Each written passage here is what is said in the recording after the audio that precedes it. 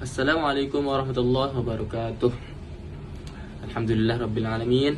Wassalatu wassalamu ala asyrafil anbiya'i wal mursalin sayyidina Muhammadin wa ala alihi washabihi ajma'in. Amma ba'd. Yang terhormat Bapak Jamil Abdul Aziz selaku dosen pengampu Civic Education serta teman-teman yang berbahagia.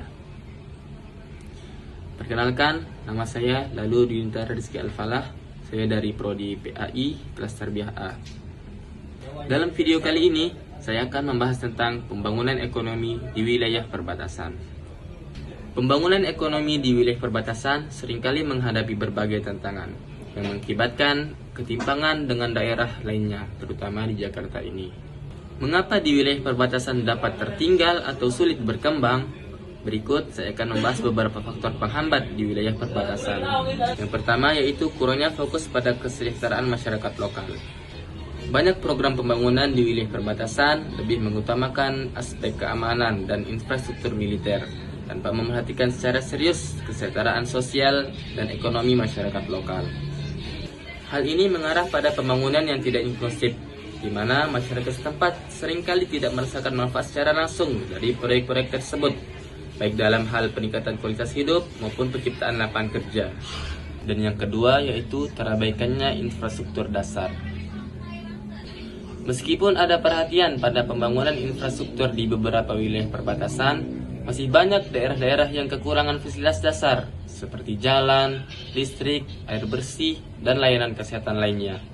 Ketimpangan ini menyebabkan wilayah perbatasan tertinggal jauh dibandingkan daerah pusat yang lebih berkembang. Yang ketiga yaitu pengabaian terhadap pemberdayaan sumber daya manusia.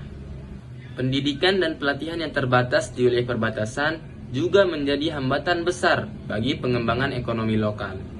Tanpa peningkatan kualitas SDM, masyarakat di wilayah perbatasan tidak memiliki keterampilan yang memadai untuk mengelola dan mengembangkan potensi ekonomi yang ada.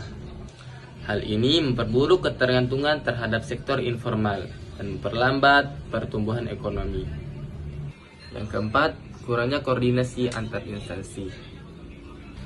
Pembangunan ekonomi di wilayah perbatasan seringkali terhambat oleh kurangnya koordinasi antar pemerintah pusat, pemerintah daerah, dan sektor swasta. Kebijakan yang tumpang tindih dapat mengarah pada pemborosan sumber daya dan hasil yang tidak maksimal. Selain itu, kurangnya perencanaan jangka panjang menghambat kestabilan ekonomi di daerah tersebut. Yang kelima yaitu isu keamanan yang menghambat investor. Masalah keamanan di beberapa wilayah perbatasan, baik berkaitan dengan konflik antar negara, kelompok, atau kriminalitas, seringkali menghambat investasi dan pengembangan ekonomi. Meskipun keamanan adalah prioritas, ketidakstabilan ini dapat menghalangi perusahaan atau investor untuk berinvestasi di daerah perbatasan, yang pada gilirannya menunda proses pembangunan.